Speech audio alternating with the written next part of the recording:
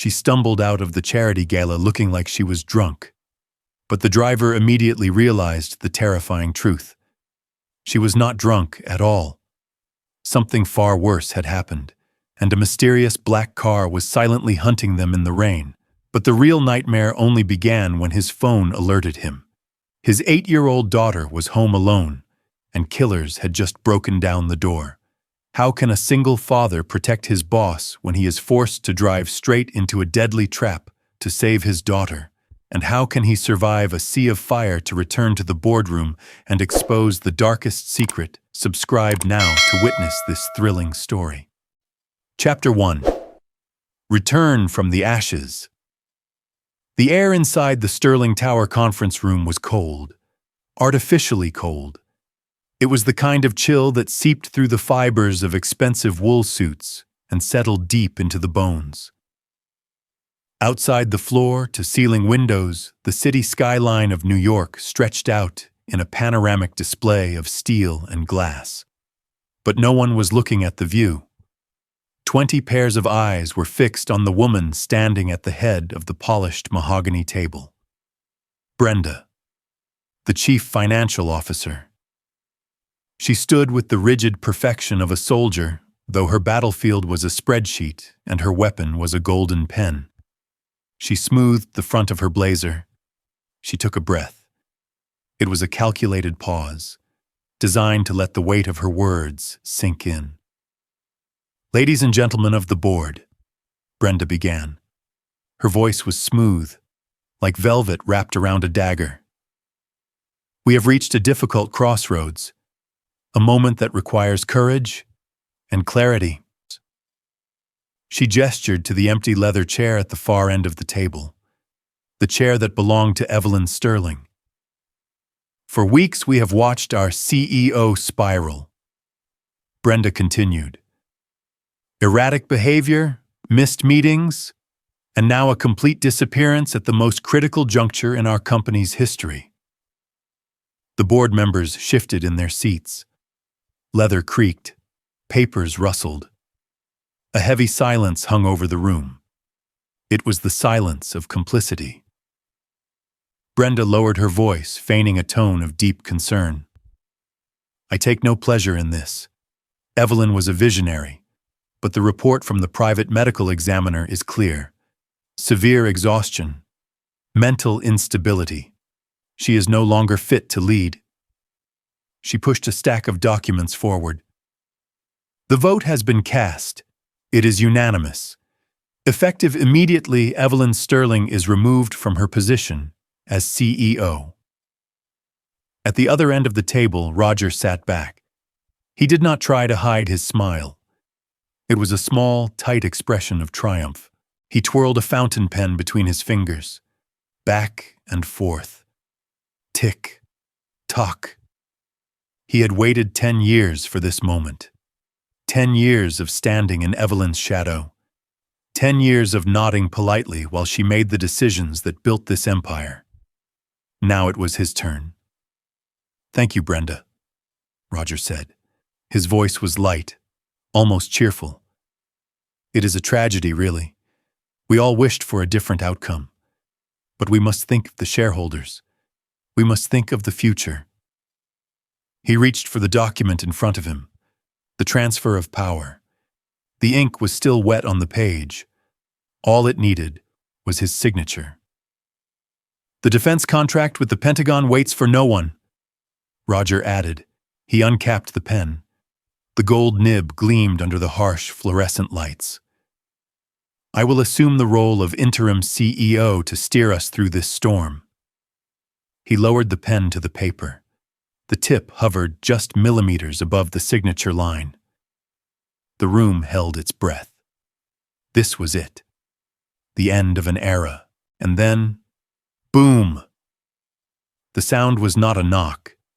It was an explosion of force.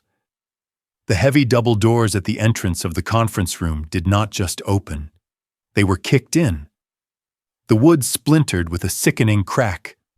The lock shattered. The doors swung violently outward, banging against the walls with a thunderous echo that shook the glass water bottles on the table. Everyone jumped. Roger jerked his hand back. The pen skidded across the paper, leaving a jagged black line of ink. "What on earth?" Brenda gasped. She took a step back, her hand flying to her chest. Every head turned toward the entrance. For a moment, there was only a silhouette, a dark shape framed by the light of the hallway. Then the figure stepped forward, into the room. It was a man, but he looked more like a ghost that had crawled out of a grave. Mason. He was limping. His left leg dragged slightly with each step, heavy and painful. His suit, once a crisp uniform, was destroyed. The fabric was torn at the shoulder. One sleeve was shredded. His white shirt was no longer white. It was stained gray with soot and dark red with dried blood. There was a gash on his forehead, a raw, angry line that had stopped bleeding but looked deep. His hair was matted with dust, but it was his eyes that froze the room. They were wide, unblinking, burning with a cold, terrifying intensity. He was not alone. Mason shifted his weight, leaning against the doorframe for a split second to support the person beside him. Evelyn. The board members gasped, a collective intake of breath that sucked the air out of the room. This was not the polished CEO they knew. This was a survivor. Evelyn was barefoot. Her feet were wrapped in torn strips of cloth that were blackened with grime. Her elegant evening gown was scorched. Her skin was pale, ghostly white beneath streaks of ash and dirt. She looked fragile, like a strong wind could knock her over. But then she lifted her head. She locked eyes with Brenda, then Roger. And in that gaze, the fragility vanished. It was replaced by pure molten steel. She did not say a word. She did not have to. Her presence alone was an accusation. Roger stood up. His chair scraped loudly against the floor, shattering the stunned silence. His face had gone pale. All the arrogance, all the triumph drained away in a single heartbeat. "Security!" Roger yelled. His voice cracked. It was high and desperate. "Where is security? How did these people get in here?" He looked around wildly, expecting guards to rush in, but the hallway behind Mason was empty. Quiet. Mason took a step forward. The sound of his shoe hitting the floor was heavy. Thud. He took another step. Thud. He did not look at the board members. He did not look at Brenda, who was trembling by the window. His eyes were locked on Roger, like a predator locking onto its prey. Mason released Evelyn's arm gently. She stood on her own, swaying slightly, but refusing to fall. Mason continued to walk, straight toward the head of the table. The smell hit the room before he did. It was the smell of catastrophe. The acrid, biting scent of burnt plastic. The smell of gasoline. The smell of smoke that clings to hair and skin after a fire. It overpowered the scent of fresh coffee and expensive perfume. It was the smell of a war zone brought into a sanctuary of wealth. One of the older board members covered his nose with a handkerchief. Mason stopped. He was standing directly across from Roger. The table separated them, a barrier of glass and wood, but it felt like nothing. Roger gripped the edge of the table. His knuckles were white. "Now listen here," Roger stammered, trying to regain his authority. "You are trespassing. You are clearly injured and delusional. I will have the police here in 2 minutes." Mason did not blink. He reached into the pocket of his ruined jacket. His hand moved slowly, deliberately. Roger flinched. He thought it was a weapon, a gun, a knife. He stumbled back, knocking his chair over. But it was not a gun. Mason pulled his hand out. He held an object, small, soft. He raised it up so everyone could see. It was a teddy bear. Or at least it used to be. One side of the bear was pink and fluffy, The other side was black, charred, melted. The plastic eye on the left side had bubbled from extreme heat. The stuffing was poking out singed and gray. It was a child's toy, destroyed by fire. The room went deathly still. The board members stared at the object. They did not understand what it was, but they understood the violence it represented. Mason lowered his hand. He slammed the bear onto the glass table. Thwack! The sound echoed like a gunshot. A cloud of ash puffed up from the toy, settling on the pristine surface of the table, right next to the takeover documents, right next to Roger's golden pen. Mason leaned forward. He placed both hands on the table, leaning his weight on them. He ignored the pain in his body. He ignored the blood trickling down his arm. He leaned in until his face was inches from the center line of the table. "You call this an accident?" Mason whispered. His voice was rough, like gravel grinding together. It was quiet, but it carried to every corner of the room. "You said she was unstable." Mason pointed a shaking finger at Evelyn. "You said she was gone." He turned his gaze back to Roger. "You thought we were dead." Roger opened his mouth, but no sound came out. He looked at the burnt bear. Then he looked at Mason. Fear, true primal fear, flickered in his eyes. He realized then that this was not just a corporate dispute. This was personal. Mason took a breath, a ragged, wheezing breath that rattled in his chest. "You came for my job," Mason said. "Fine, Chuseo, you came for her company." Mason nodded toward Evelyn. "Fine." Mason's eyes darkened, the pupil dilated. "But then you went to my house." He tapped the table next to the burnt bear. "You rigged the gas line. You lit the match. You tried to burn my daughter alive." Gasps erupted around the room. The shareholders turned to look at Roger. Their expressions shifted from confusion to horror. That is absurd," Roger shouted. "He is lying, he is mad." Mason ignored him. He looked around the room, addressing every man and woman in a suit. "He told you it was a transition of power." Mason grabbed the teddy bear again. He squeezed it. Ash fell from his fingers. "Let me show you what it really was." He reached into his other pocket. He pulled out a smartphone. The screen was cracked, but it was on. He tapped the screen and threw the phone onto the center of the table. It slid across the glass. It stopped directly in front of the projector controls. "Connect it," Evelyn spoke.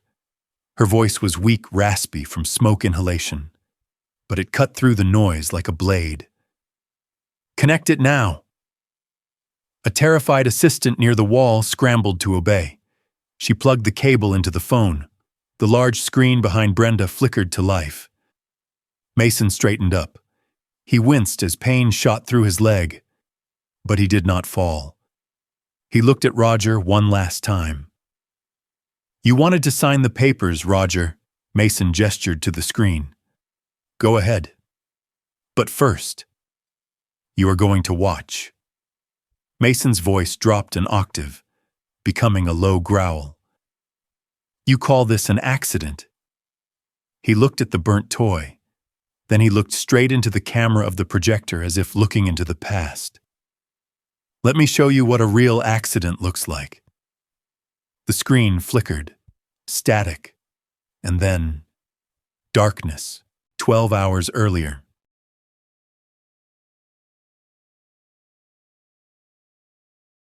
Chapter 2. The Race in the Night.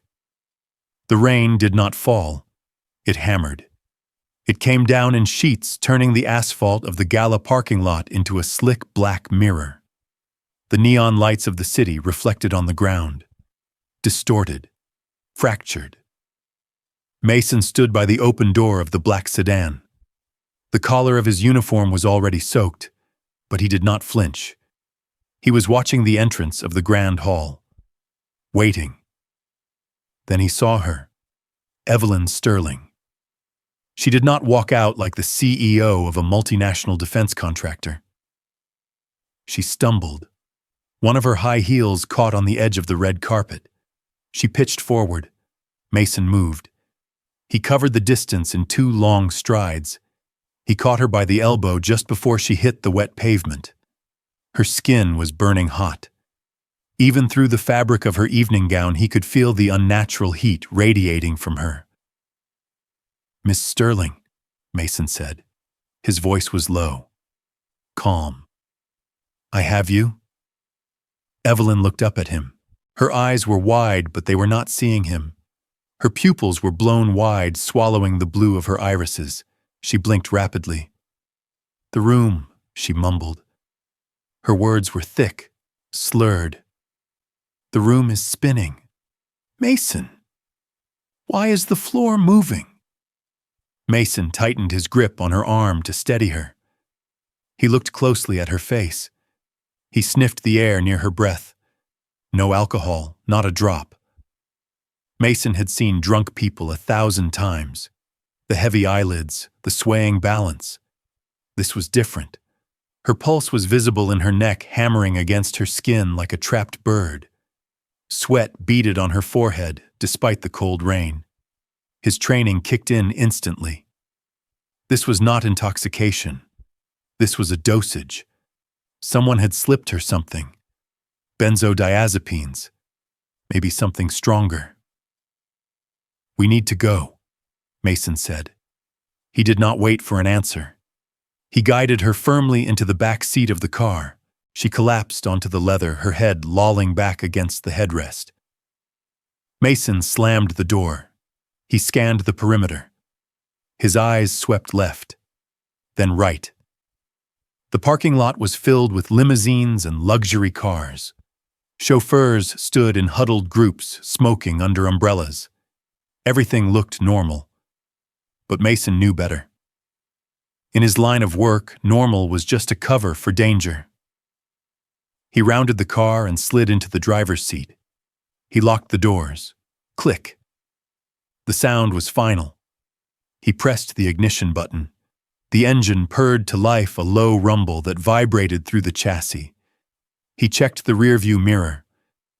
Evelyn was murmuring to herself, pulling at the collar of her dress as if she couldn't breathe. "Hold on, boss," Mason whispered. He put the car in gear and pulled out of the lot. The windshield wipers slashed back and forth. Rhythmic, hypnotic. He turned onto the main avenue. Traffic was light for a Friday night. The rain kept most people indoors. Mason kept his eyes moving. Mirror, road. Side mirror. Road. 3 blocks. That was the rule. If a car is behind you for 3 turns, it is a coincidence. If it is behind you for 4, it is a problem. Mason made a right turn, then a quick left. He watched the rearview mirror. A pair of headlights turned with him. They were dim, almost off. It was a large vehicle. High clearance. An SUV. Mason narrowed his eyes. He slowed down, tapping the brakes gently. The SUV slowed down too, maintaining a perfect distance, 50 yards back, right in the blind spot of the streetlights.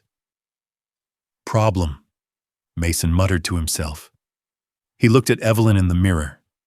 She had slumped sideways, her breathing shallow and fast. He needed to get her to a hospital.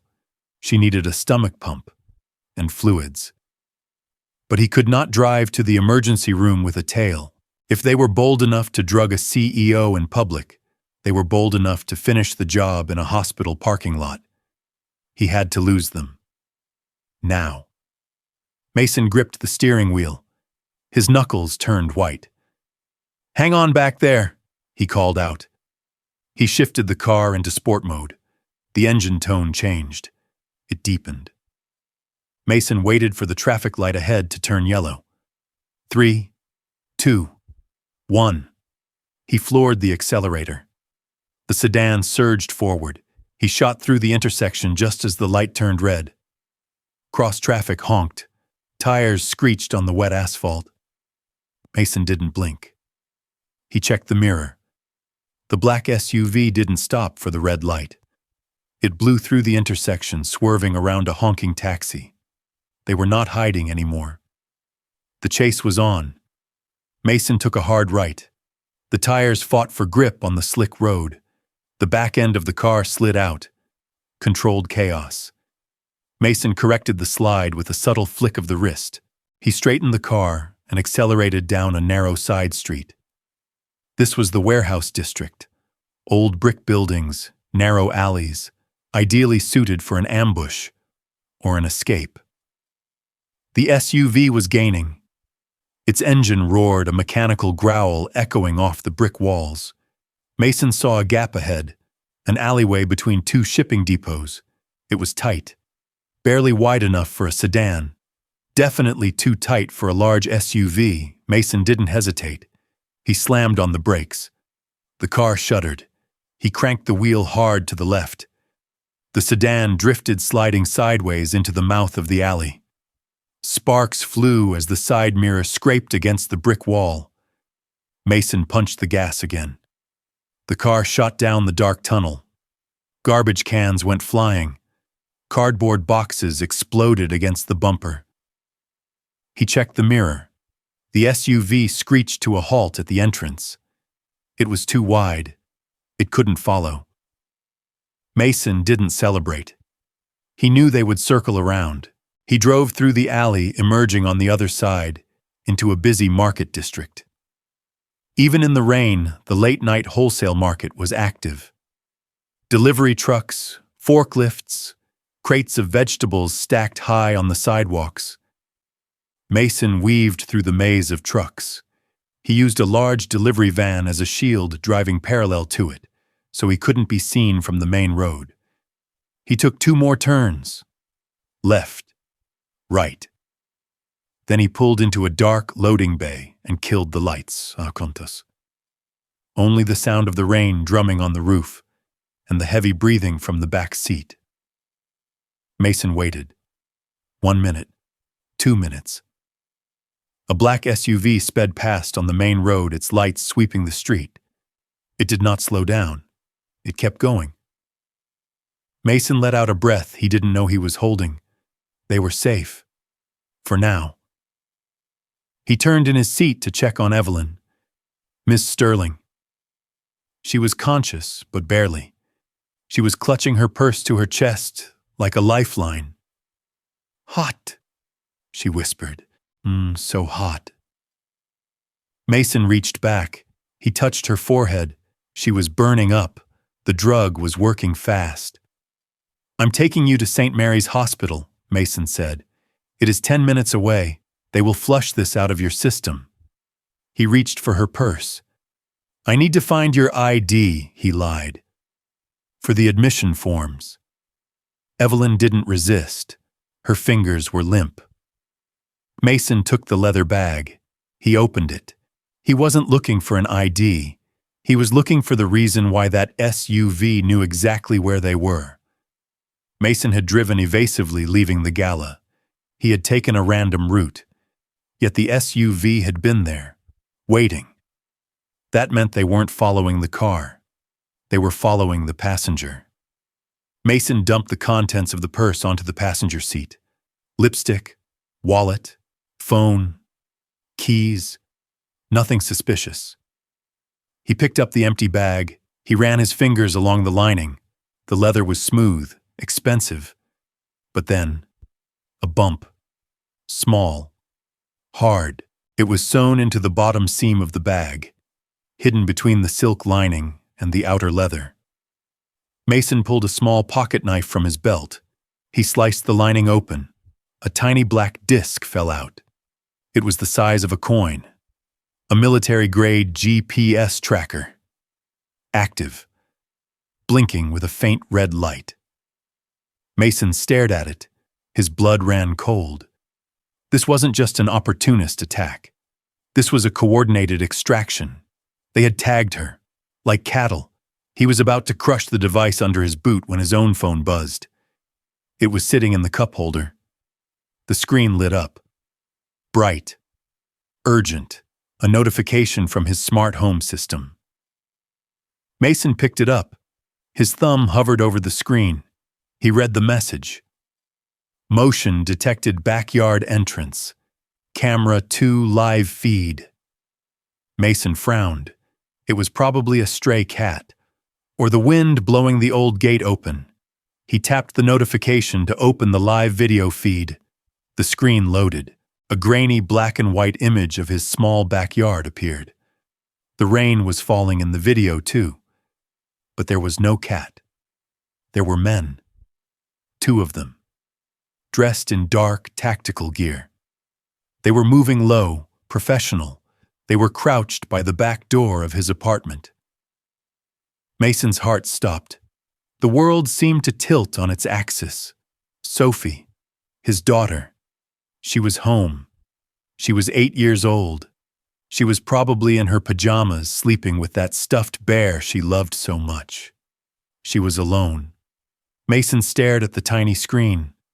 One of the men on the video reached into his vest and pulled out a lockpick gun. He was working on the back door. They weren't thieves. Thieves break windows. These men were entering quietly. They were there for a purpose. Mason realized the terrifying truth. They hadn't just tagged Evelyn.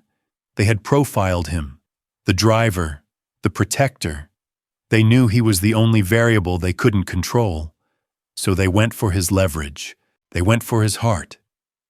If they took Sophie, Mason would do anything they asked. He would drive Evelyn straight to them. He would hand her over.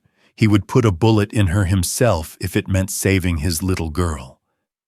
Panic, cold and sharp. It tried to seize his throat, but Mason pushed it down. He forced the soldier back to the surface. He looked at the GPS tracker in his hand. Then he looked at Evelyn in the back seat. She was moaning softly. Mason. Water. He looked at the time on the dashboard. 11:42 p.m. If he drove to the hospital, it would take 10 minutes. Check-in would take 5. Police would take 20 to arrive. By then, the men in his backyard would be inside. They would have Sophie. He couldn't call the police to his house. Response time in his neighborhood on a rainy Friday night was abysmal. 30 minutes, maybe 40.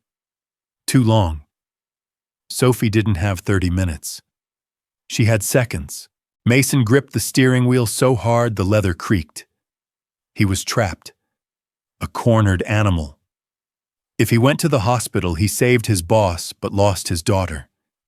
If he went home, he brought a drugged, helpless target directly into the line of fire. Mason, Evelyn called out. Her voice was weaker now. Mason looked at her in the mirror. His duty was to protect her. That was the job. But Sophie was his life. There was no choice. There never was. I'm sorry, Evelyn, Mason whispered. He shifted the car into reverse. He backed out of the loading bay, tires spinning on the wet concrete. He didn't turn toward the hospital. He spun the wheel hard to the left, toward the residential district, toward the danger. Change of plans, he said aloud, though no one was listening. His voice was steel. We aren't going to the doctor's. He accelerated. The engine roared, echoing his own internal scream. He drove with a fury he hadn't felt since his days in the Special Forces. He ran a stop sign, then another. He looked at the phone screen one last time before tossing it onto the passenger seat. The man on the video had opened the back door. He was stepping inside, into Mason's home. Mason's eyes narrowed. They were entering the lion's den. But they forgot one thing. The lion was coming home, and he was bringing the storm with him. Chapter 3. 15 minutes to live. The door to apartment 4B slammed shut. Mason twisted the deadbolt. Click. He engaged the chain lock. Slide. But he knew it was not enough. Locks were for honest people. Locks were for neighbors who confused their floor numbers. The men coming up the stairs were neither. Mason dropped Evelyn onto the worn beige sofa. She groaned, her head lolling back against the cushion. Her skin was pale ghostly in the dim light of the hallway lamp.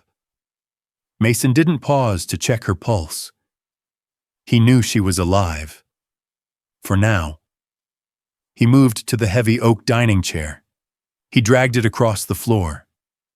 The wood screeched against the linoleum. He wedged the back of the chair under the doorknob, jamming the legs into the floorboards. It was a primitive barricade. It would not stop a battering ram.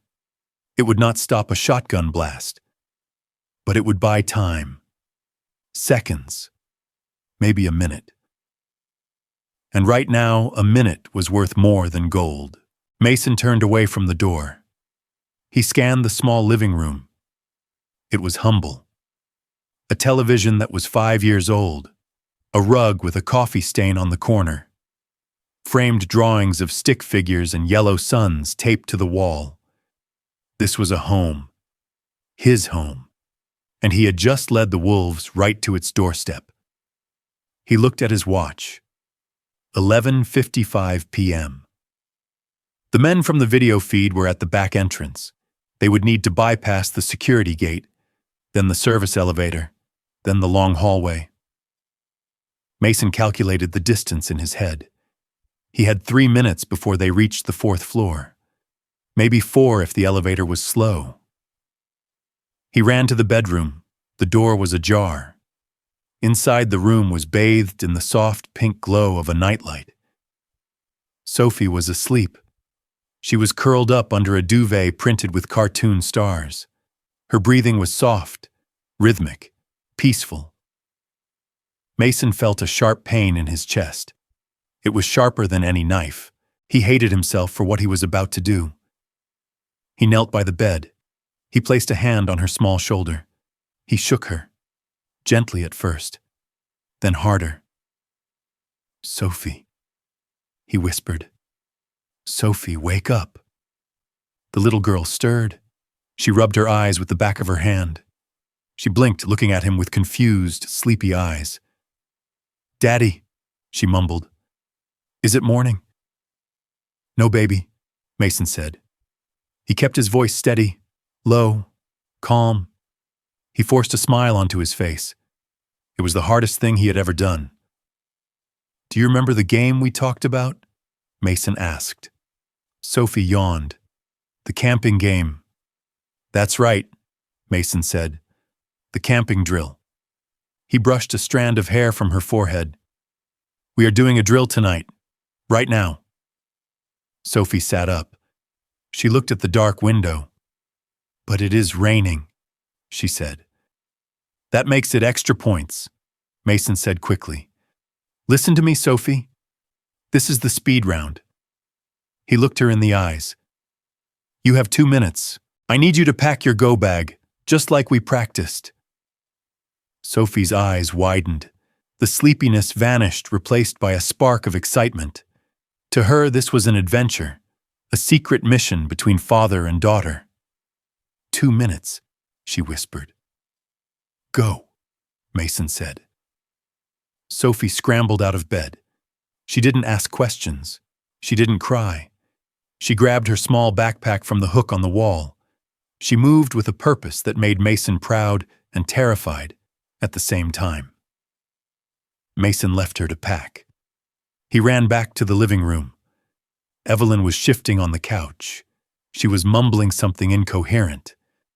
Mason knelt beside her. He needed insurance. He needed a shield. He reached into her jacket pocket and pulled out her phone. It was a sleek, high-tech device. Locked. Encrypted. "I'm sorry, boss," Mason muttered. He grabbed Evelyn's hand. It was limp. Cold. He pressed her thumb against the biometric scanner on the screen. The phone buzzed. Unlocked. Mason worked fast. His fingers flew across the screen. He accessed the Cloud Drive app. He linked it to the car's dashcam system remotely. He selected the files from the last hour, the chase, the parking lot, the GPS coordinates. Upload. A progress bar appeared on the screen. A thin blue line inching forward. 10%. 20%. Come on, Mason hissed. The internet connection in the apartment was slow, agonizingly slow. He looked at the door. He could hear the elevator ding down the hall. They were on the floor. 40%. Mason. The voice was weak. Mason looked down. Evelyn had opened her eyes. They were glassy, struggling to focus. She looked at the ceiling. Then she looked at Mason. Then she looked past him. At the bedroom door. Sophie walked out. She was wearing her raincoat over her pajamas. Her backpack was strapped tight to her shoulders. She was holding a flashlight in one hand and her stuffed rabbit in the other. Evelyn froze. She blinked, trying to clear the fog from her brain. She saw the child. She saw the barricaded door. She saw the desperation in Mason's eyes. And she understood. The drugs were strong, but the shock was stronger. She tried to sit up. She failed. She slumped back, breathing hard. "You," Evelyn whispered. "You have a daughter." It wasn't a question. It was a realization of the weight of her presence. She had brought a war into a child's sanctuary. "Sophie?" Mason said, not looking away from the upload bar. "Come here. Stay low." Sophie walked over. She looked at the lady on the couch. She looked at the bruise on her dad's forehead. She didn't say anything, but her grip on the rabbit tightened. Evelyn lifted her hand. It was shaking. She reached for her neck. She unclasped the silver chain she was wearing. It held a pendant, a large sapphire blue stone encased in silver. "Come here," Evelyn said to Sophie. Her voice was barely a whisper. Sophie looked at Mason for permission. Mason nodded once. Sophie stepped closer to the couch. Evelyn held out the necklace. "What is your name?" Evelyn asked. "Sophie," the girl whispered. "Sophie," Evelyn repeated. She pressed the cold metal into Sophie's small hand. "This isn't just jewelry, Sophie." Evelyn's eyes found focus for a brief second. Intense. Serious. "There's a chip inside. A very important computer chip." She closed Sophie's fingers around the pendant. "Guard this with your life, sweetie. Do not let the bad men take it. Can you do that for me?"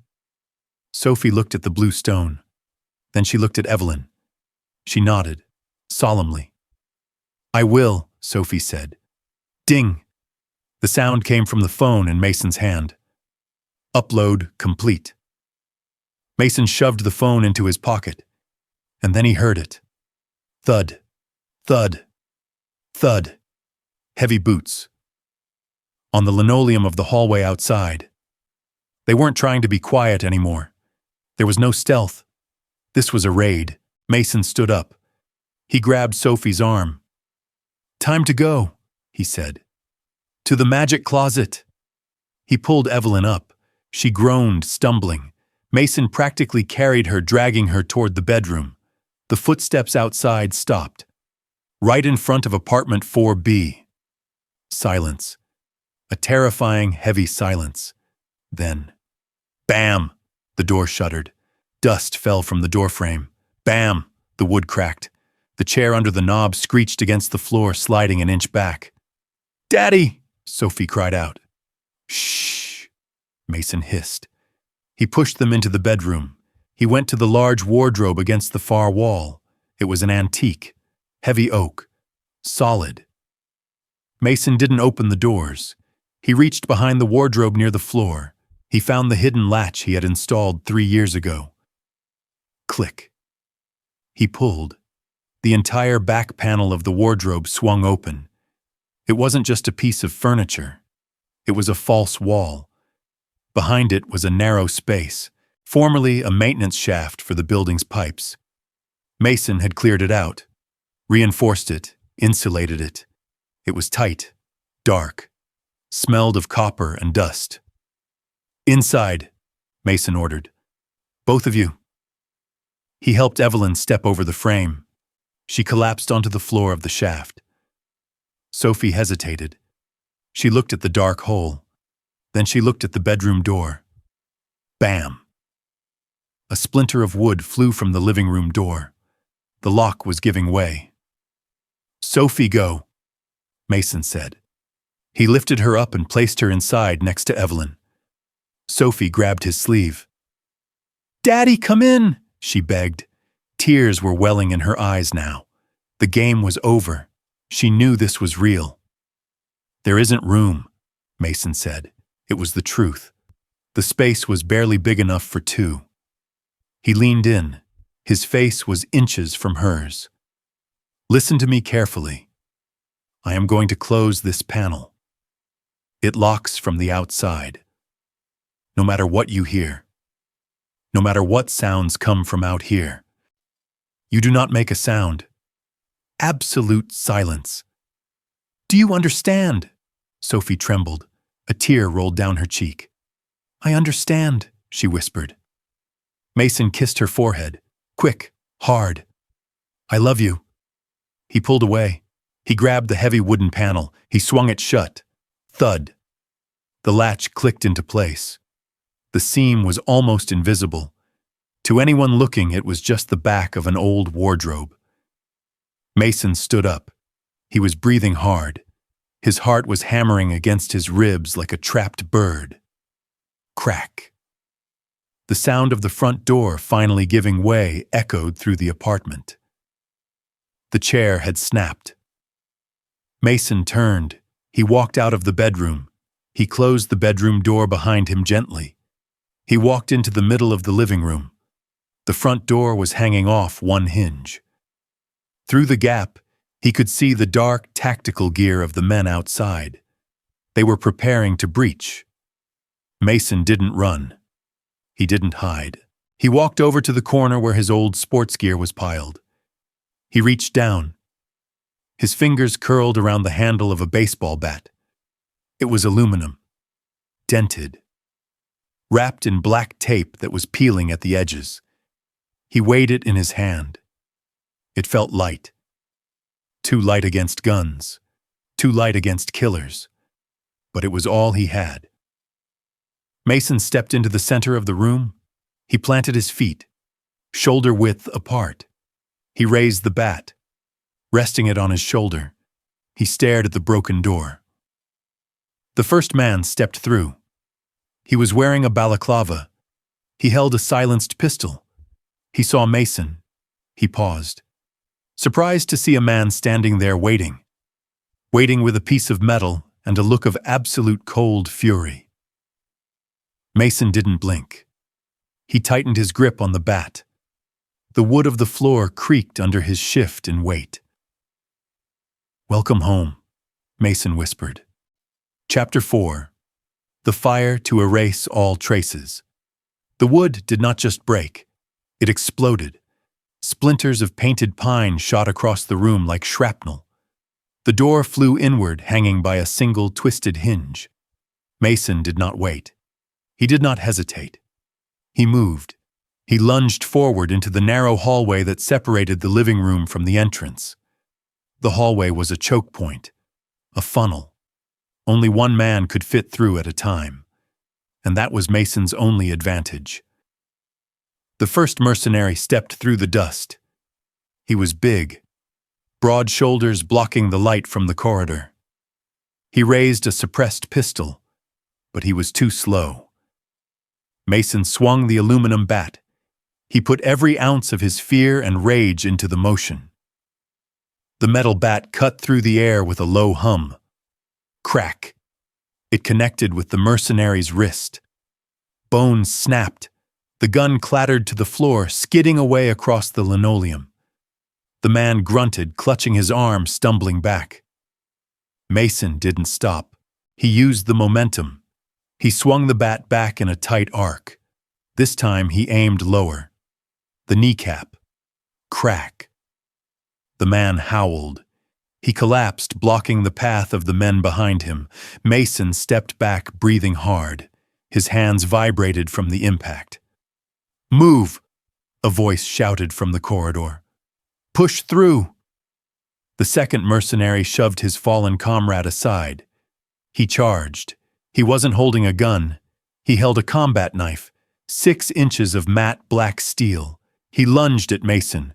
Mason parried with the bat. Metal rang against metal. Sparks flew. Mason kicked out.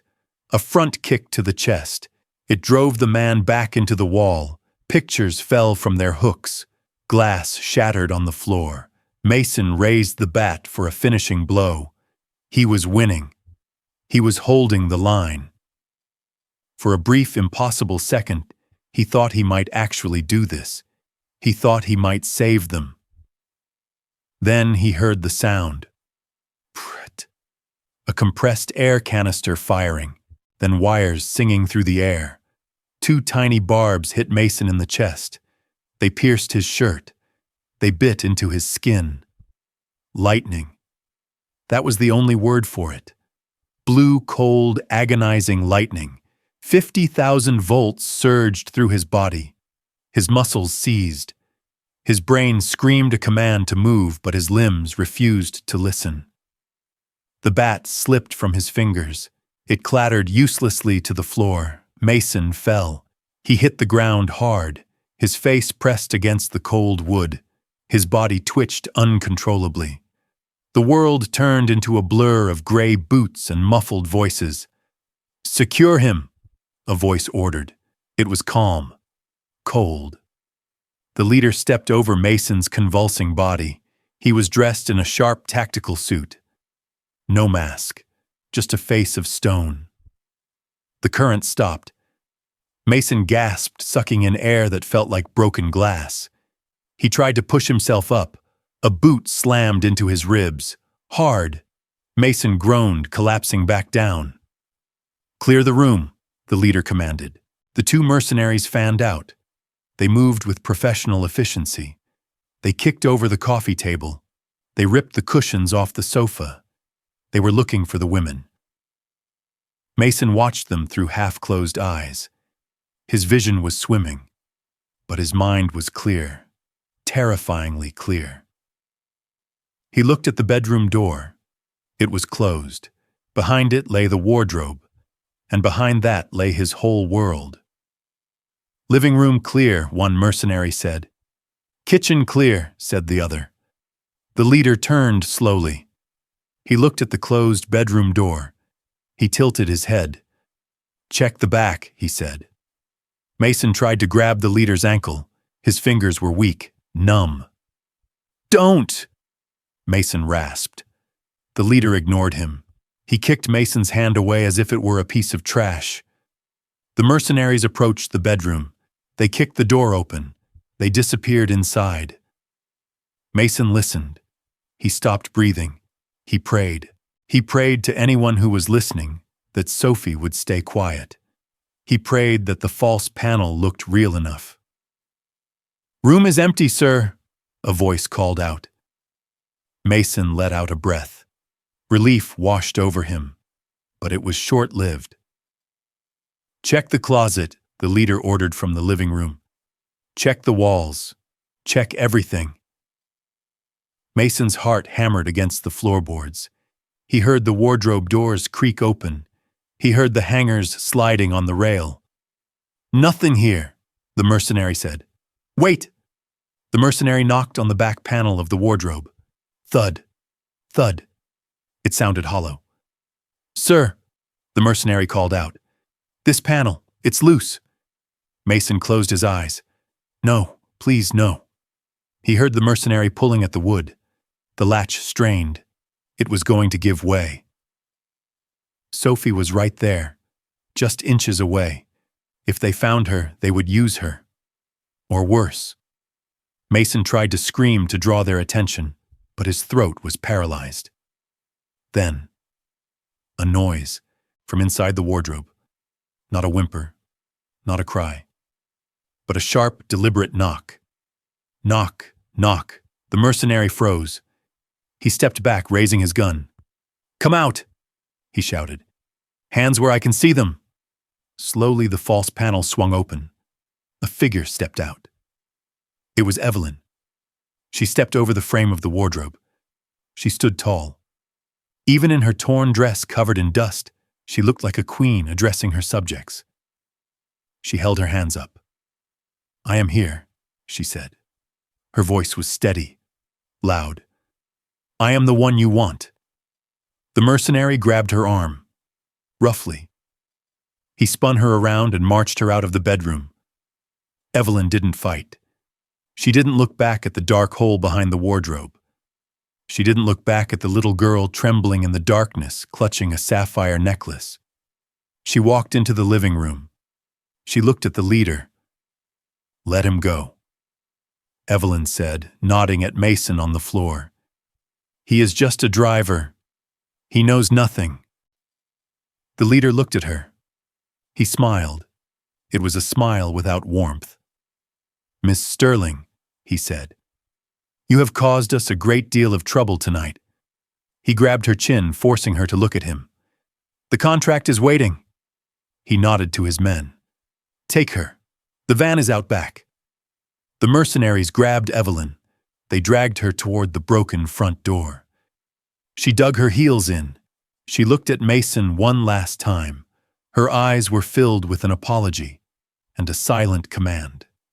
"Save her." And then she was gone. Disappeared into the dark hallway. Mason was alone with the leader and one henchman.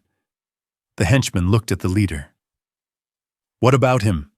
he asked, pointing his gun at Mason's head. The leader adjusted his cuffs. He looked around the apartment. He looked at the family photos on the wall. He looked at the broken door. "No bullets," the leader said. "Neighbors will hear. Forensics will find it." He walked toward the exit. He paused at the door. "Make it look like a domestic accident. Gas leak, faulty wiring, a tragedy." The leader walked out. The henchman understood. He holstered his gun. He walked into the kitchen. Mason heard the sound of metal wrenching against metal, a pipe snapping. Then came the sound. Hiss, loud and angry, like a serpent uncoiling in the kitchen. The smell hit Mason instantly. Rotten eggs, chemical sulfur, natural gas pumping into the small enclosed space. The henchman walked back into the living room. He reached into his pocket. He pulled out a silver Zippo lighter. He flipped the lid open. Clink. He spun the wheel. Spark. Flame. The small orange fire danced in the drafty room. The henchman looked at Mason. "Sorry, pal," he said. "Wrong place, wrong time." He tossed the lighter. It spun through the air in slow motion. It landed on the sofa, right on the cushion where Evelyn had been sitting. The fabric caught instantly. It was old, dry. Fire licked up the back of the couch. It jumped to the curtains. It crawled across the rug.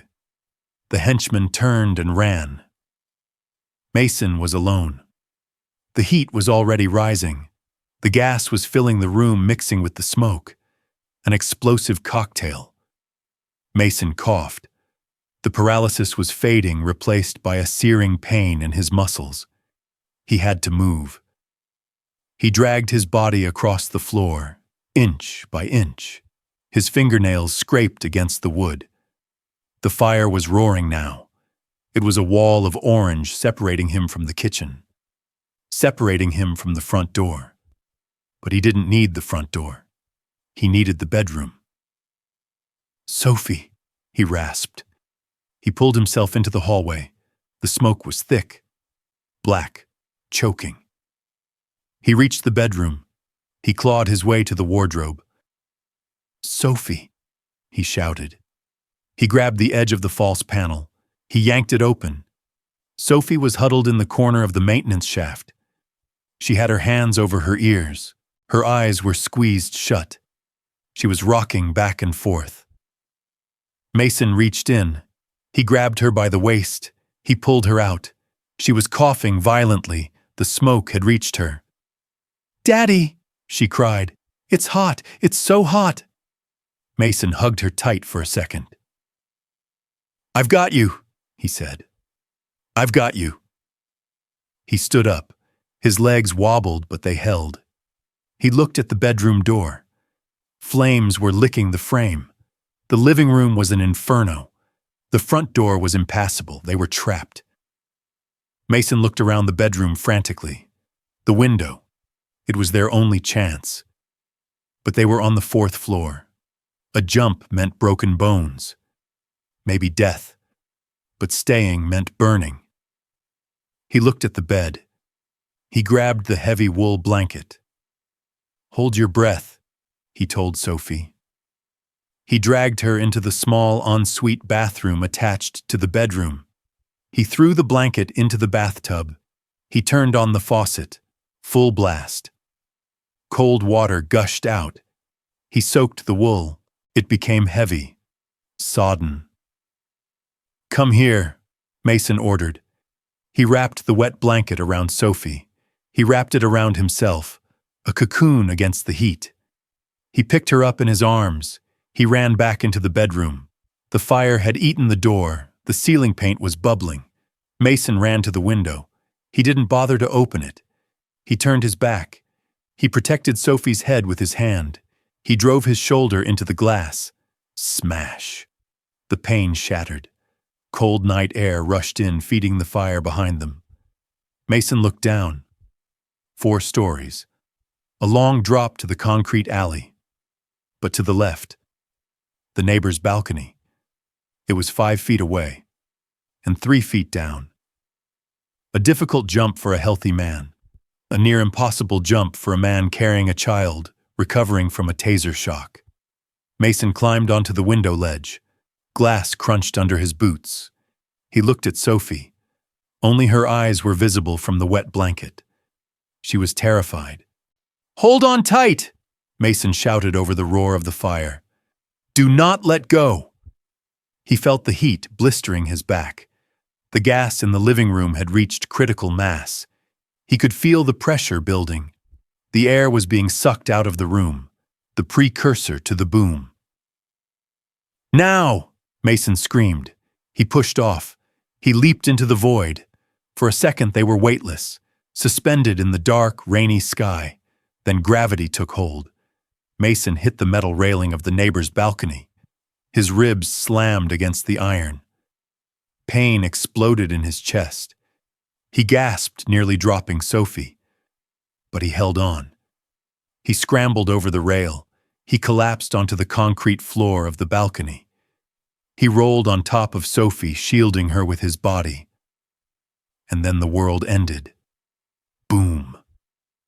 The apartment window they had just jumped from vanished. A fireball erupted outward. It was brighter than the sun. The shockwave hit them like a physical hammer. Glass from the windows above rained down like diamonds. The roar was deafening.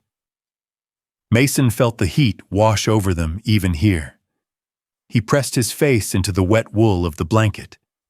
He held his daughter as the world burned above them. He listened to the sound of his home, his life disintegrating into ash.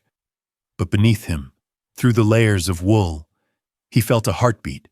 Fast, scared, but alive. They had taken everything from him. His job, his home, his dignity. But they had failed to take the one thing that mattered. Mason lifted his head. He looked at the burning hole in the side of the building. The reflection of the flames danced in his eyes, but the fire in his eyes was hotter, more dangerous. They thought he was dead. Good. Dead men have nothing to lose. Chapter 5. The Counterattack. The engine of the 1978 Ford F-150 did not purr. It coughed. It rattled. It sounded like a bag of hammers tumbling down a flight of stairs. But to Mason, it sounded like salvation. This truck was not on the company registry. It was not tracked by GPS. It did not have leather seats or climate control. It was rust and steel. It was invisible. Mason gripped the steering wheel. His knuckles were split. His chest burned where the taser prongs had hit him. Every breath was a reminder of the fire he had just escaped. But the physical pain was distant. It was background noise. The only thing that mattered was the faint blue dot pulsing on the tablet strapped to the passenger seat. The signal from the necklace. Sophie was safe. That was the thought that kept his hands steady. He had left her with Officer Miller, an old friend, a good man. She was crying wrapped in a blanket that smelled of smoke. But she was alive. She was safe. Now, the lion was free to hunt. Mason turned off the headlights. He drove by moonlight. The heavy tires crunched over the gravel road leading out of the city limits. The buildings became sparse. The streetlights faded. Ahead, looming in the darkness like a mountain range of jagged teeth, was the scrapyard, the iron grave. That was what the locals called it. Acres of crushed cars, towers of rusted metal, a labyrinth of waste. Mason slowed the truck. He rolled to a stop 100 yards from the main gate. He killed the engine. Silence rushed back in, filled only by the relentless drumming of the rain. He reached under the seat. He pulled out a heavy coil of steel tow cable. He grabbed a wrench. He grabbed a crowbar. No guns. He didn't need them. This was his terrain. Mason slipped out of the truck. He moved into the shadows. He was not a driver anymore. He was a ghost. Inside the yard, the floodlights were blinding. They cut through the rain, illuminating a clearing in the center of the metal mountains. In the middle of the mud, a rusted sedan sat alone. Its windows were smashed. Its hood was crumpled. Next to it stood Roger. His expensive Italian suit was splattered with mud. He looked out of place. Ridiculous. Next to him was Brenda. She was holding a briefcase, shivering in the cold wind, her heels sinking into the muck. And in front of them, kneeling in the dirt, was Evelyn. Her hands were zip-tied behind her back. Her hair was plastered to her face. She looked small, defeated, but her chin was up. "Sign it," Roger shouted over the wind. He waved a document in her face. "Sign the transfer, Evelyn. End this." "We can still frame this as a resignation," Brenda added. Her voice was trembling. "We can say you retired for health reasons. Just sign the paper." Evelyn looked at the pen Roger was thrusting at her. She looked at the muddy paper. She laughed. It was a dry, broken sound. "You are pathetic," Evelyn said. "Both of you. You think a signature will save you. You think you can run this company." She spat on the ground near Roger's polished shoes. "You couldn't run a lemonade stand, Roger." Roger's face twisted. The mask of the corporate executive slipped. Beneath it was just a small, angry man. He threw the papers into the mud. "Fine," Roger snarled. He turned to the shadows. "Put her in." 3 men stepped out from behind the crane. Mercenaries. The same team from the apartment. The leader was there. He was smoking a cigarette, looking bored. He nodded to his men. They grabbed Evelyn. They dragged her toward the machine that dominated the clearing. The crusher. It was a monstrous beast of hydraulics and steel. A massive metal jaw designed to flatten a car into a cube the size of a microwave. Its diesel engine idled with a deep, rhythmic thrum. Thump, thump, thump. "No!" Evelyn shouted. She struggled, she kicked, but they were too strong. They lifted her up. They tossed her into the hollow shell of a stripped-down Honda Civic that was sitting in the crusher's bed. She landed hard on the jagged metal. "Last chance, Evelyn," Roger screamed. "The button is right here." Evelyn glared at him from inside the metal tomb. "Go to hell," Roger signaled the leader. "Do it." The leader walked toward the control panel. He reached for the large green lever. Mason watched from the top of a stack of crushed vans. He was 30 feet in the air.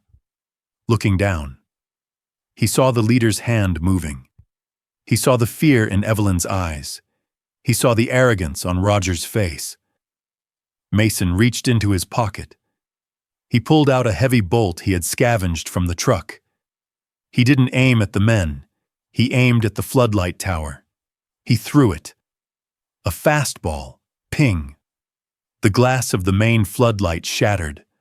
Pop. Sparks rained down. The clearing plunged into semi-darkness. Only the dim amber running lights of the crusher remained. "What happened?" Brenda screamed. "Power surge!" the leader shouted. "Backup lights now! Confusion! Panic!" The mercenaries scrambled, reaching for their tactical flashlights. Beams of white light cut through the rain, dancing wildly. "Check the perimeter!" the leader barked. One mercenary ran toward the stack of cars where Mason was hiding. He swept his flashlight beam across the metal. "Nothing here!" he yelled. He turned to walk back. Mason dropped. He landed silently in the mud behind the man. He didn't make a sound. He wrapped the steel tow cable around the man's ankle. Tight. He tied the other end to the bumper of a heavy truck chassis. Then he threw a rock against a sheet of tin roofing 10 yards away. Clang. The mercenary spun around toward the noise. He tried to run. The cable went taut. He fell face first into the mud. Before he could shout, Mason was on him. A sleeper hold. Efficient. Merciful. The man went limp in seconds. Mason dragged him into the shadows. 1 down. 2 to go. "Miller," the leader called out. "Report." Silence. "Miller," the leader pulled his weapon. "We have a hostile," he announced. Eyes open. Roger and Brenda backed away toward the safety of the crane. "You said he was dead," Roger hissed. "You said he burned." "Shut up," the leader snapped. He moved toward the crusher controls again. "I'm finishing this." He wasn't waiting for the signature anymore. He was cleaning up loose ends. He grabbed the lever. He pulled it. The crusher roared to life. The hydraulics hissed. The massive metal plate above Evelyn began to descend. Slowly, inexorably. Grinding gears echoed through the yard. Evelyn screamed. She curled into a ball in the passenger footwell of the rusted car. The ceiling of her prison was lowering, inch by inch. Mason broke cover. He didn't sneak this time. He sprinted. He ran across the open mud. A mercenary saw him. "Contact!" He raised his rifle. Mason didn't stop. He slid, like a baseball player stealing home.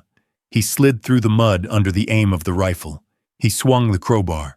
It connected with the mercenary's shin. The man went down screaming. Mason rolled. He came up swinging. The crowbar struck the man's wrist. The rifle flew away. Mason didn't finish him. He didn't have time. The crusher was moving. The metal plate was 5 feet from the car. 4 feet. Mason charged the control panel. The leader was waiting. He let go of the lever. He drew a combat knife. He blocked Mason's path. "Persistent!" the leader sneered. He slashed.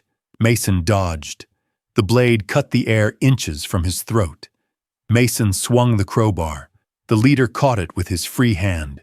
He was strong, stronger than Mason. He kicked Mason in the injured chest.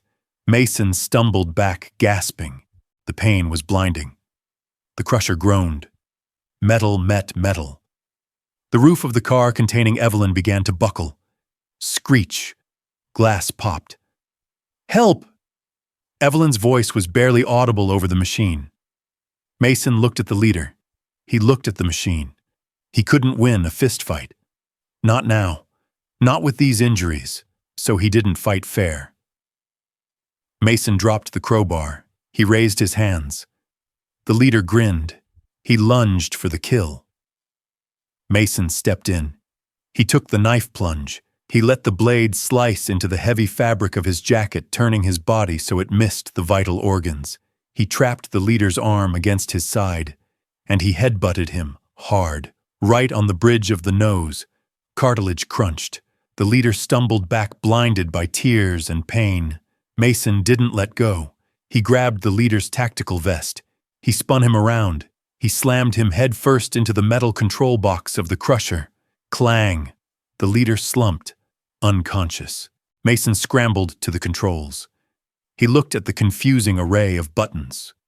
Red, green, yellow. He didn't know which one stopped it. He didn't care. He grabbed the hydraulic hose connecting the lever to the engine. He pulled. He screamed with effort. The rubber stretched. The metal fittings groaned. Snap. Hydraulic fluid sprayed everywhere. Hot oil coated Mason's face. The pressure released instantly. The massive metal plate above Evelyn stopped. It shuddered. It hung there, suspended, silent, just inches from crushing the cabin flat. Mason wiped the oil from his eyes. He ran to the car. He reached through the smashed window. "Evelyn, I'm here!" she sobbed. "I'm here!" He tore the rusted door open. The hinges shrieked. He pulled her out. She fell into his arms. She was covered in rust and dirt. She was shaking uncontrollably. "I've got you," Mason whispered. "I've got you." A sound behind them. Footsteps in the mud. Squish, squish. Mason spun around. Roger. He was holding the mercenary's fallen rifle. His hands were shaking so bad the barrel was vibrating. "No," Roger stammered. "No, this isn't how it ends. I am the CEO. I am in charge." He raised the gun, aiming at Mason, aiming at Evelyn. "You are nothing," Roger screamed. "Just a driver." Mason didn't move. He shielded Evelyn with his body. He stared at Roger. "Look at yourself, Roger," Mason said. His voice was calm, cold. "Look around you. Your men are down. Your plan is broken. And you have never fired a gun in your life." Roger's finger trembled on the trigger. "I'll do it," he cried. "I have to." "Drop it," a voice boomed. Sirens wailed in the distance. Blue and red lights began to flash against the sky. Officer Miller had not just watched Sophie. He had called for backup, and he had tracked the truck. Roger looked at the lights. He looked at the gun. Panic took over. He dropped the rifle. He turned to run. He scrambled over a pile of tires. He slipped. His phone fell out of his pocket. It landed in a puddle. Roger didn't stop to pick it up. He disappeared into the darkness of the yard, running blindly toward the back fence. Brenda sat down in the mud. She put her head in her hands. She gave up. Mason didn't chase Roger. He knew the police would find him. Men like Roger didn't know how to run in the mud. Mason walked over to the puddle. He reached down. He picked up the phone. The screen was cracked, but it was still recording. The voice memo app was open. The timer was running. Mason stopped the recording. He hit save. He looked at Evelyn. She was leaning against the truck, breathing the cold night air. She looked broken, but she was alive. Mason walked over to her. He offered her his jacket. She took it. She wrapped it around her shoulders. She looked at the phone in his hand. "Is that it?" she asked. "Everything we need," Mason said. He slipped the phone into his pocket. "Let's go home, boss." Evelyn looked at him. She reached out and touched the gash on his forehead. "Not boss," she whispered. "Not anymore." She looked at the flashing lights approaching the gate. "Partner." Mason nodded. He opened the door of his beat-up truck.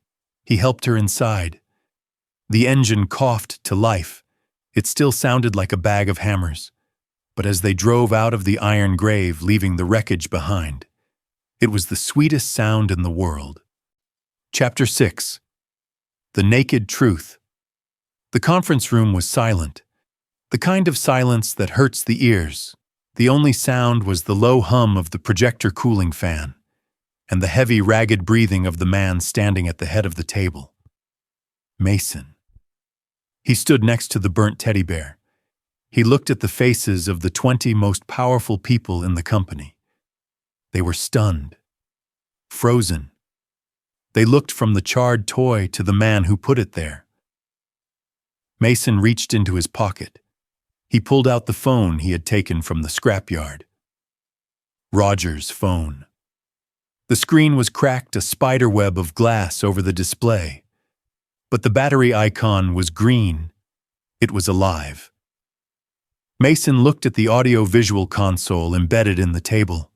It was a sleek black panel of buttons and ports. He picked up the HDMI cable. His hand trembled slightly, not from fear, but from the adrenaline crash, from the pain in his ribs, from the exhaustion that was trying to drag him down. He pushed the connector into the phone. Click. The sound was small, but it signaled the end of everything Roger had built. On the far wall, the massive projection screen flickered. It turned from blue to black. Then a file menu appeared. Mason didn't look at the screen. He looked at Roger. Roger was standing by his chair. His face was a mask of wax, pale, sweaty. He was gripping the edge of the mahogany table so hard his fingernails were turning blue. "This is illegal," Roger whispered. His voice was thin. "You cannot use stolen property. I will sue you. I will bury you."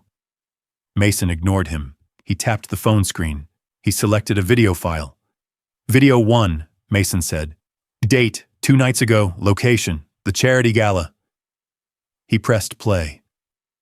The image on the big screen was grainy at first. It was low-light footage from a security camera. It showed the ballroom, chandeliers, people in tuxedos and gowns. Laughter and music were absent, leaving only the eerie silence of the surveillance feed. The camera angle shifted. It focused on a table near the back. A waiter placed a tray of drinks down, champagne flutes, sparkling gold liquid. Then a figure stepped into the frame. He was wearing a tuxedo. He had a distinct red handkerchief in his pocket. He looked around. Left. Right. Checking for witnesses. The figure reached into his jacket. His hand moved fast. A blur. He hovered his hand over one of the glasses. A fine white powder fell from his fingers. It dissolved instantly in the bubbles. The figure stepped back. He turned his face toward the camera for a split second. The resolution was sharp enough. The face was undeniable. It was Roger. A gasp rippled through the boardroom. One of the shareholders, an elderly woman in pearls, covered her mouth with her hand. "Oh my," she whispered. "He drugged her." On the screen, the video continued. Brenda stepped into the frame. She didn't stop him. She didn't look surprised. She stood with her back to the room, creating a wall, blocking the view of the other guests. She was watching him do it. In the boardroom, Brenda made a small, choking sound. She slumped in her chair. She couldn't look at the screen. She couldn't look at her colleagues. She stared at the carpet, wishing the floor would open up and swallow her whole. "That is a fake!" Roger shouted. He pointed a shaking finger at the screen. "Deepfake AI, it is computer-generated." He looked around the room, desperate for an ally. You know how technology is these days. You can make anyone do anything on a screen. I never did that. Mason didn't argue. He paused the video. The image of Roger's hand over the glass froze on the screen, a monument to his treachery. "You can fake a video," Mason said. His voice was calm, deadly calm. "But the police are analyzing the toxicology report from Ms. Sterling's blood right now." He looked at Evelyn. She was sitting in a chair now, brought by a concerned assistant. She looked weak, but her eyes were dry. "And," Mason continued, "you cannot fake this." He tapped the phone screen again. He closed the video player. He opened the voice memo app. There was one file, recorded 40 minutes ago. "Audio file," Mason announced. "Location, the Iron Grave scrapyard." He turned the volume on the conference speakers all the way up. He pressed play. Static filled the room, the sound of heavy rain hitting metal, the roar of a diesel engine in the background. Then, voices. Roger's voice. Clear, unmistakable. It wasn't the polished voice of the executive they knew. It was high-pitched, hysterical. "Sign it, Evelyn," the recording played. "Sign the transfer, end this." Then Evelyn's voice, defiant. "You are pathetic." Then the sound of a struggle, the sound of a car door slamming, the sound of hydraulics whining. The board members sat on the edge of their seats. They were listening to an execution in progress. Roger's voice came back on the speakers. Cruel, cold. "Sign it, and I will make it quick." A pause in the recording. Just the sound of the rain, and then the line that sealed his fate. "The driver and his brat are already ashes by now." Mason hit stop. The echo of the word ashes seemed to hang in the air. Mason looked at the burnt teddy bear on the table. He didn't have to say anything. The connection was visceral, violent. The board members looked at the toy. Then they looked at Roger. They didn't see a vice president anymore.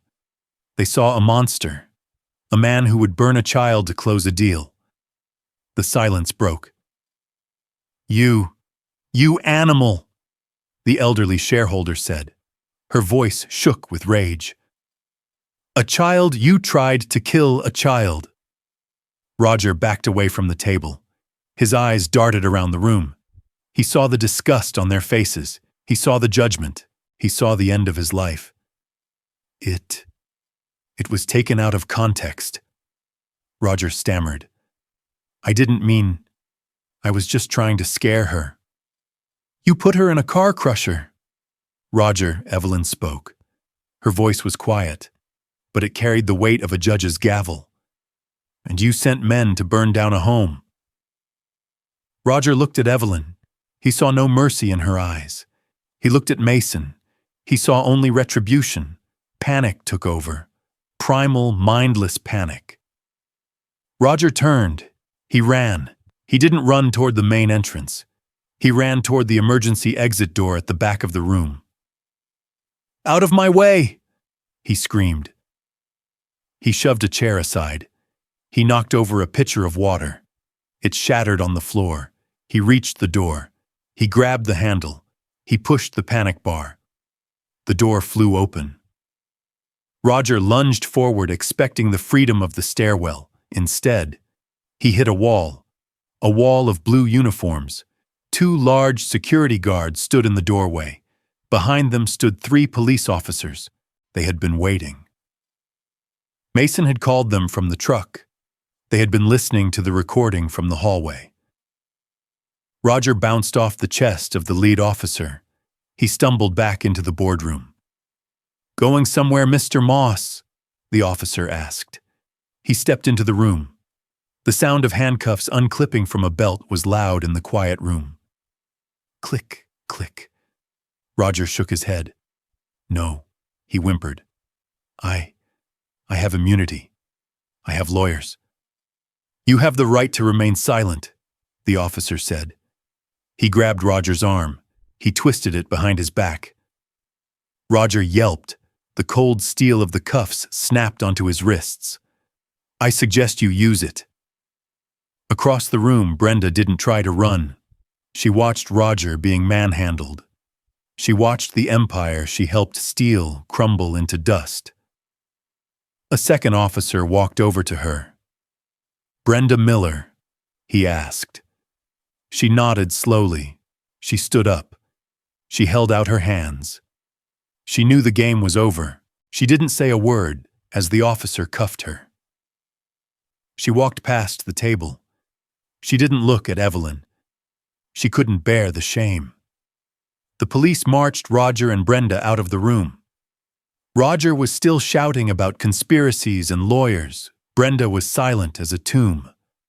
The heavy doors swung shut behind them.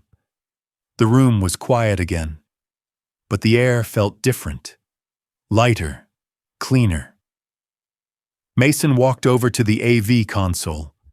He pulled the cable out of the phone. The screen went black. He picked up the burnt teddy bear. He tucked it under his arm. He felt a wave of dizziness hit him. His job was done. His adrenaline was fading.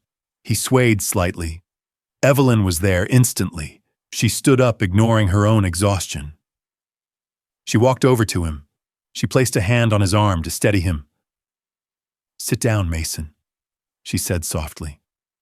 "Please." Mason looked at her. "I'm okay." He lied. "You are not," she said.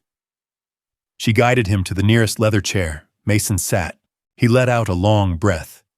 He closed his eyes for a second. When he opened them, the entire board was looking at him. But this time there was no judgment. There was respect. Awe. The elderly woman stood up. She smoothed her skirt. She looked at Evelyn. "Ms. Sterling," she said, "I believe we have a motion on the table to remove the CEO." She looked around the table. "I move to withdraw that motion immediately." "Seconded," said a man across the table. "Thirded," said another. "I move to reinstate Evelyn Sterling with full authority," the woman continued, "and to launch a full internal investigation into all associates of Richard Moss." "Agreed," the voices chorused around the room. Evelyn nodded. She walked to the head of the table. She placed her hands on the polished wood. She looked at the empty chairs where Roger and Brenda had sat. Then she looked at Mason. "Thank you," she said to the board. "But first, we need a medic. And we need to get this man to his daughter." Mason smiled weakly. "She is waiting for me," he said. "She has the chip." Evelyn smiled back, a genuine warm smile that reached her eyes. "I know. She is a brave girl. She takes after her father." Mason looked at the burnt bear in his lap. He brushed a speck of ash from its ear. The fire had taken his home. The traitors had tried to take his life. But sitting here, in the silence of the boardroom, with the truth laid bare on the table, Mason knew he had won the only victory that mattered. He had kept his promise. He had brought the lion home. Chapter 7. A New Position. The lobby of Sterling Tower was quiet. It was the kind of quiet that comes after a storm. The glass doors that had been shattered were replaced. The scorch marks on the pavement outside were scrubbed away. The frantic energy of police sirens and shouting reporters had faded, replaced by the soft hum of the air conditioning and the rhythmic click of polished shoes on marble floors. Mason stood at the reception desk. He looked out at the city through the floor-to-ceiling windows. The sun was shining. It was a bright, crisp morning. The kind of day that felt like a new beginning. But for Mason, it felt like an ending. He looked down at the cardboard box on the desk. It was small, unassuming. It held the few possessions he had kept in his locker downstairs. A spare uniform he would never wear again. A coffee mug with a chip in the rim. A framed photo of Sophie from her 5th birthday. And a resignation letter, sealed in a white envelope, addressed to the board of directors. Mason ran his hand over the smooth cardboard of the box. It was the right thing to do. He told himself that for the 100th time since he woke up, he was a liability. He was a man who brought fire and violence wherever he went. He had saved the company. He had saved the CEO. But he had almost lost his daughter. The memory of the heat in the apartment was still fresh. The sound of the explosion still echoed in his nightmares. Sophie was safe now. She was staying with her aunt for a few days while Mason looked for a new apartment. A safer apartment. Maybe in a different city. Somewhere quiet. Somewhere where no one knew his name. And certainly somewhere far away from the cutthroat world of corporate warfare. Leaving so soon? The voice came from behind him. It was not the sharp, commanding tone he was used to. It was softer. Richer. Mason turned around. Evelyn Sterling was standing there. She was not wearing the severe black power suits she usually favored. Today she wore a cream-colored trench coat over a navy dress. Her hair was down, falling in soft waves around her shoulders. She looked rested. The dark circles under her eyes were gone. The tension that usually held her jaw tight had vanished. She looked like a woman who had slept for the first time in 10 years. "Mr. Sterling?" Mason said. He straightened up instinctively. Old habits died hard. "I didn't expect to see you down here." Evelyn walked closer. She stopped just a few feet away from him. She looked at the box on the desk. Then she looked at the white envelope resting on top of it. She didn't need to ask what it was. She knew. "You are packing," she stated. "Yes, ma'am," Mason said. He picked up the envelope. "I was just about to leave this with security, for the board." He held it out to her. "But since you are here, it saves me the trouble." Evelyn didn't take the letter. She stared at it. Then she looked up at Mason's face. She studied him. She looked at the healing cut on his forehead. She looked at the way he held his left arm stiffly against his side, protecting his bruised ribs. "Why?" she asked. "Just one word, simple, direct." Mason lowered his hand. He sighed. He looked around the empty lobby to make sure no one was listening. "You know why, Evelyn?" he said. He used her first name. It felt strange on his tongue in this building. But after what they had been through, titles seemed irrelevant. "I am a danger to this place," Mason continued. "And this place is a danger to me." He tapped the box. "I almost got my daughter killed." "Because of me," Evelyn said. "No." Mason shook his head. "Because of the job. Because of who I am.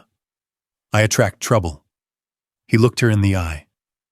"You have your company back. Roger is gone. Brenda is gone. You are safe. My work is done." Mason picked up the box. He adjusted his grip. "I'm going to find a quiet job. Driving a school bus, maybe. Or working in a hardware store. Somewhere boring. Sophie needs boring right now." He forced a smile. "It was an honor serving with you, Evelyn." He turned to leave. He took one step toward the revolving doors. He didn't get to take a second one. Evelyn moved. Fast. She stepped in front of him. She placed her hand on the cardboard box. Her fingers were slender, manicured, but her grip was firm. She pushed back, stopping him in his tracks. "You aren't going anywhere," Evelyn said. Her voice had that steel in it again, the authority that could silence a room full of shouting executives. Mason stopped. He looked down at her hand on the box. Then he looked at her face. "Excuse me?" Evelyn didn't move her hand. With her other hand, she reached into her large leather tote bag. She pulled out a folder. It was sleek, matte black, with the silver Sterling logo embossed on the front. She placed it on top of the box, covering the white resignation envelope. "Open it," she ordered. Mason hesitated. "Evelyn, I really think—" "Open it, Mason," she repeated. There was no arguing with that tone. Mason sighed. He set the box back down on the reception desk. He picked up the black folder. It felt heavy, expensive. He opened it, The first page was a contract, but it wasn't a driver's contract. The header was printed in bold capital letters. Offer of employment, position head of global security. Mason stared at the words. He blinked. He read them again. Head of global security. That wasn't a job. That was an empire within an empire. It meant overseeing operations in 12 countries. It meant a team of hundreds. It meant a salary that had more zeros than Mason had ever seen in his life. I don't understand, Mason mumbled. He looked up at her. I'm just a driver. I was a grunt. I don't wear suits. I don't sit in meetings. I have plenty of men who can wear suits, Evelyn said. She leaned against the marble desk. She crossed her arms. I have plenty of men who can sit in meetings and use big words. But I don't have anyone who can do what you did. She looked at him with an intensity that made Mason want to look away. You saw the threat before anyone else. You acted when everyone else froze. You improvised. You fought. And you stayed loyal when you had every reason to run. She tapped the contract. I don't need a suit, Mason. I need a shield, and I need a sword. You are both. Mason looked back down at the papers. He turned the page, and then he froze. His breath caught in his throat. The second document was not a standard contract clause. It was a letter of acceptance, on heavy cream-colored stationery, from the St. Jude Academy, the most prestigious private school in the city, the kind of school where senators sent their children, the kind of school that cost more per semester than Mason made in 3 years. Mason read the text. Student Sophie Miller status accepted scholarship full tuition, presidential grant transportation and security detail included. Mason's hands started to shake. He touched the paper. He traced his daughter's name, Sophie, his little girl, who was currently sleeping on a pull-out couch at her aunt's house, who had lost her home, who had lost her toys. This paper was a future. It was a promise that she would be safe, that she would be educated, that she would have a chance at a life he could never afford to give her. Mason swallowed hard. There was a lump in his throat, the size of a fist. He looked up at Evelyn. His eyes were wet. He didn't care. Evelyn, he whispered. This is... Consider it a mandatory clause in your new contract. Evelyn interrupted gently. She smiled. The head of security needs to be focused on his job. He can't be worried about his daughter's safety or her education. So the company is taking care of it. It is a business expense. Mason laughed. It was a wet, shaky sound. A business expense, he repeated. Yes, Evelyn said, unless you want to argue with the CEO about resource allocation. Mason looked at the contract again. Then he looked at the lobby. He thought about the quiet life he had planned, the hardware store, the safety of obscurity. Then he looked at the acceptance letter. He thought about Sophie walking into that school, safe, proud. He realized he couldn't run. Running didn't make them safe. Power made them safe. Resources made them safe. And this woman. He looked at Evelyn. She wasn't just offering him a job. She was offering him a partnership. She was offering him a way to fight back against the world that had tried to crush them. Mason closed the folder. He picked up the resignation letter he had written. He tore it in half, then he tore it again. He dropped the pieces into the trash bin behind the desk. He looked at Evelyn. A slow smile spread across his face. It was the first genuine smile he had felt in a week. A smile of relief and purpose. Are you sure about this, boss? Mason asked. He tapped the folder against his palm. You know my reputation. He leaned in slightly. "Working with me is a fire hazard." Evelyn didn't flinch. She stepped closer, invading his personal space. She looked up at him. Her eyes sparkled with a challenge. "I survived a hostile takeover," she said. "I survived a kidnapping. I survived a car crusher." She smiled back at him. It was a warm smile, full of trust. "I think I can handle the heat." They stood there for a moment, just looking at each other. Two survivors in a glass tower. Understanding passed between them without words. The deal was struck, not on paper, but in blood and ash. "Right then," Mason said. He tucked the black folder under his arm. He picked up his box of personal items. "I suppose I should move this to my new office." "Top floor," Evelyn said. "Right next to mine." "I'll have maintenance bring it up," Mason said. He set the box down behind the desk for the receptionist to handle later. He checked his watch. "You have a lunch meeting with the investors at the Ritz," Mason said.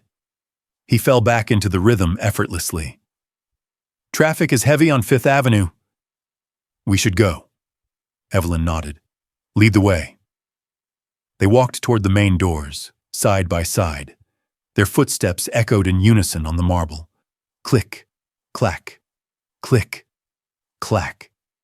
The automatic doors slid open. The sounds of the city rushed in to meet them. Horns honking, people shouting. The chaotic symphony of life. A long, sleek black limousine was waiting at the curb. The engine was idling. The driver's door was closed. Normally a valet or a junior driver would be waiting, but Mason waved the valet away. He walked to the rear passenger door. He opened it. He held it wide. Evelyn paused before getting in. She looked at him. "You know, as head of security, you don't have to drive anymore," she said. "You can hire someone for that?" Mason smiled. He looked at the driver's seat, then back at her. "I could," he said, "but I don't trust anyone else with the cargo." Evelyn laughed, a bright, happy sound. She ducked her head and slid into the back seat. Mason closed the door.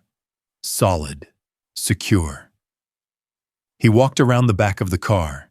He moved with a new confidence. His limp was almost gone. He wasn't dragging his feet anymore. He walked to the driver's side. He opened the door. He didn't look like a servant opening a door for a master. He looked like a captain taking the helm of his ship. He slid into the seat. The leather creaked familiarly.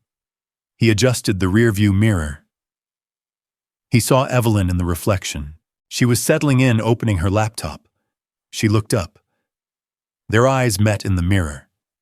Mason nodded. Evelyn nodded back. He put the car in gear. He pulled out into the traffic, merging seamlessly into the flow of the city. The storm was over. The fire was out. But the journey was just beginning. And for the first time in a long time, Mason wasn't just driving. He was heading somewhere. Together. Mason's journey reminds us that the greatest heroes are often just parents doing whatever it takes to protect their world.